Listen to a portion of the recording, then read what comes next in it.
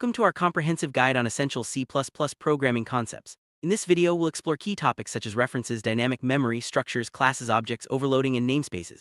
Whether you're a beginner or brushing up your knowledge, this journey will help you understand the building blocks of C++ and how they work together to create powerful programs. Let's start by understanding what makes C++ unique and why mastering these concepts is crucial for every programmer. As we move forward, each section will build on the previous, ensuring a smooth learning experience. C++, a reference variable, acts as an alias for another variable. This means you can use either the original variable name or its reference to access the same memory location. Once a reference is initialized, it cannot be changed to refer to another object, and it must always be connected to valid storage. Unlike pointers, references cannot be null and must be initialized upon creation. This makes references safer and more predictable in many programming scenarios. References and pointers are often confused, but they have distinct differences. References must always refer to a valid object and cannot be reassigned, while pointers can be null and can point to different objects during their lifetime. Pointers require explicit dereferencing, whereas references do not. Understanding these differences helps you choose the right tool for your programming needs and avoid common pitfalls. Create a reference in C++, you simply use the ampersand and symbol in the declaration. For example, int and r equals I creates a reference r to the integer variable I after this. Both I and r refer to the same memory location. Any changes made through their name will affect the same variable. This feature is especially useful for function arguments and return values, allowing efficient data manipulation without unnecessary copying. Let's look at a practical example. Suppose you have an integer variable I. By declaring int and r equals I, you create a reference r to I. Assigning a value to either I or r will update the same memory location.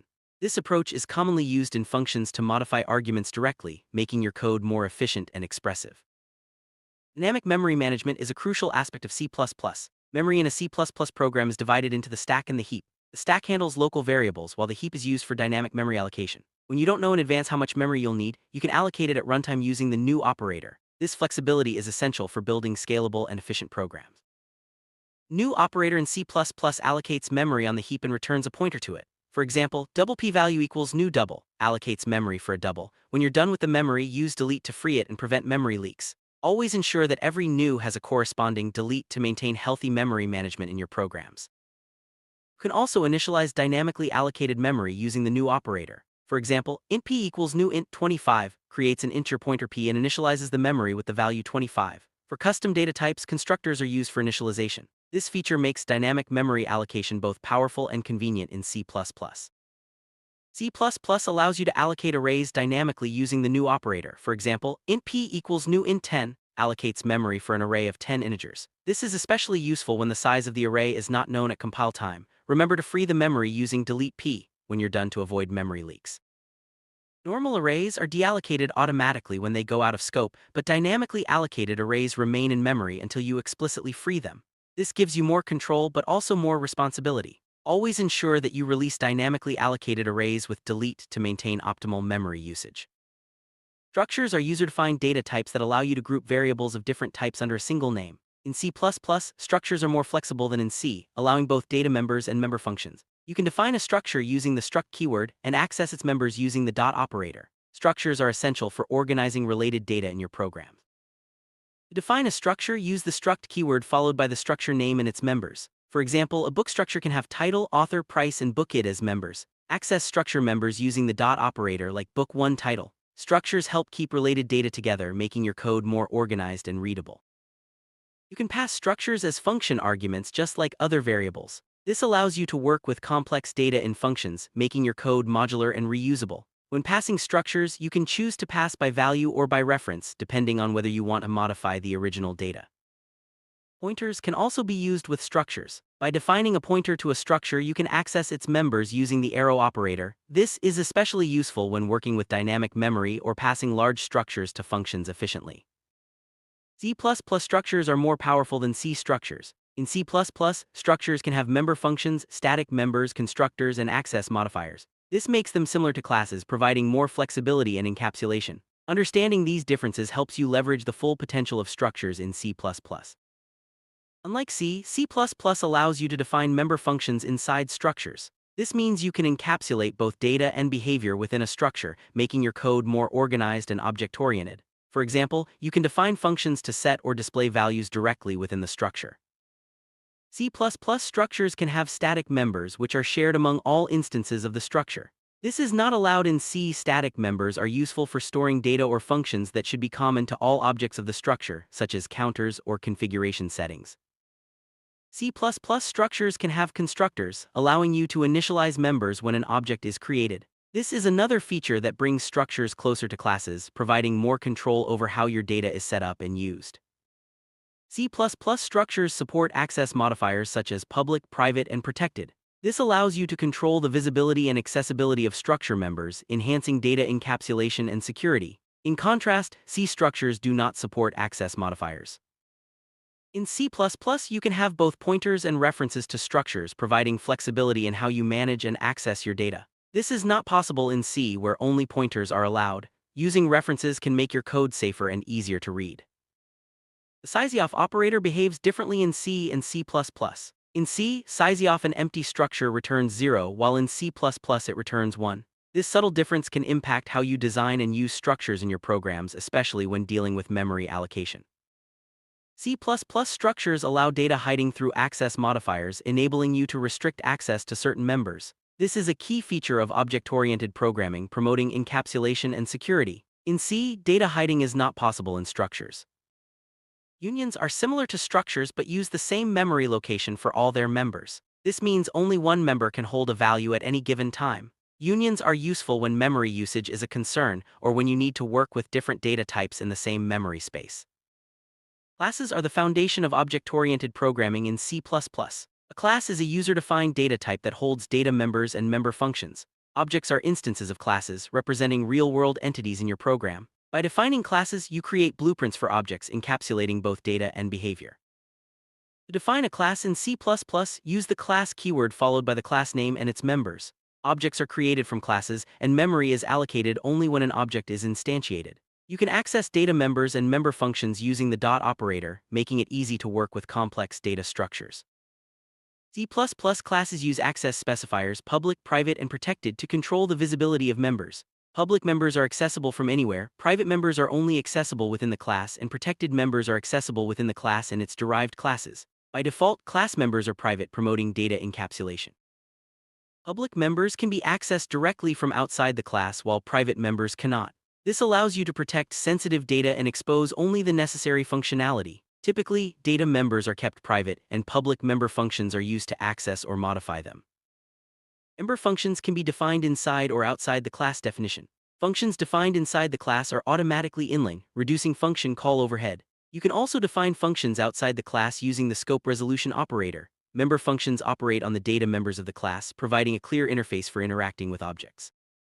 Constructor is a special member function that is called automatically when an object is created. Constructors have the same name as the class and no return type. They are used to initialize object members and set up the initial state of the object. There are two main types: default constructors and parameterized constructors.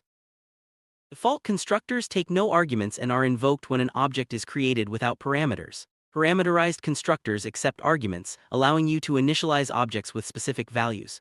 Using constructors ensures that your objects are always in a valid state from the moment they are created.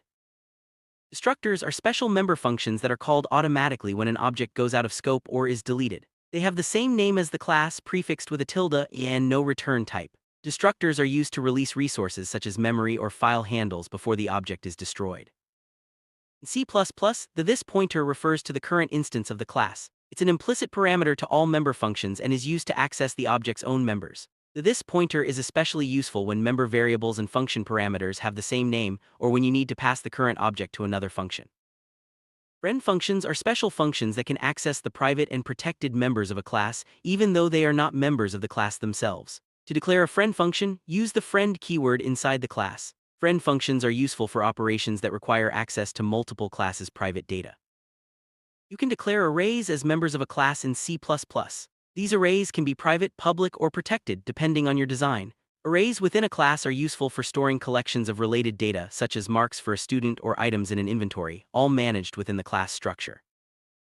An array of objects allows you to manage multiple instances of a class using a single array variable. This is especially useful when you need to handle a group of similar objects, such as employees or items.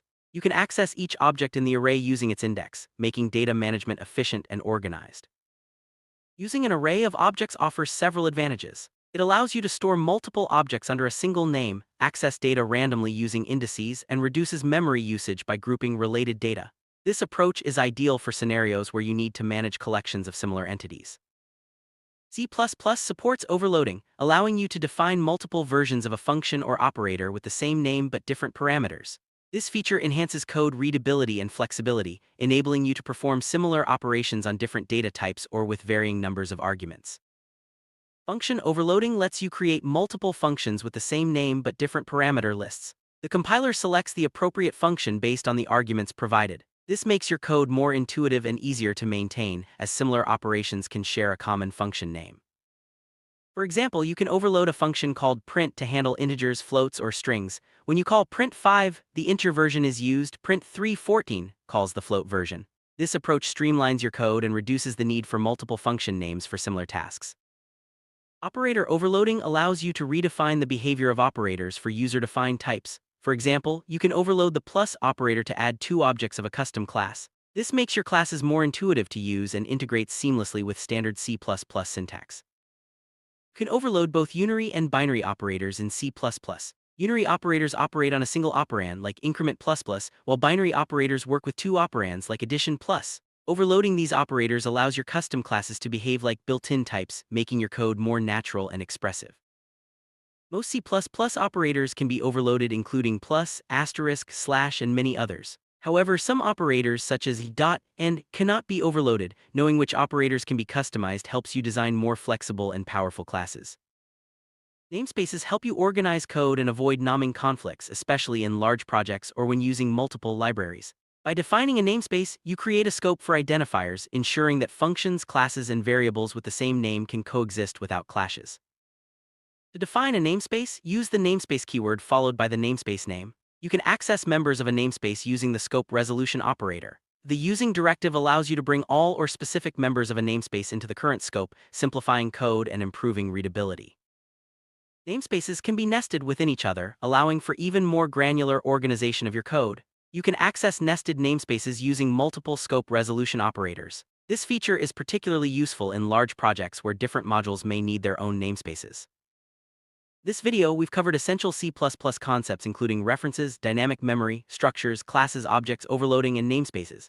Mastering these topics will help you write efficient, organized, and scalable C++ programs. Continue practicing and exploring these features to deepen your understanding and become a proficient C++ programmer.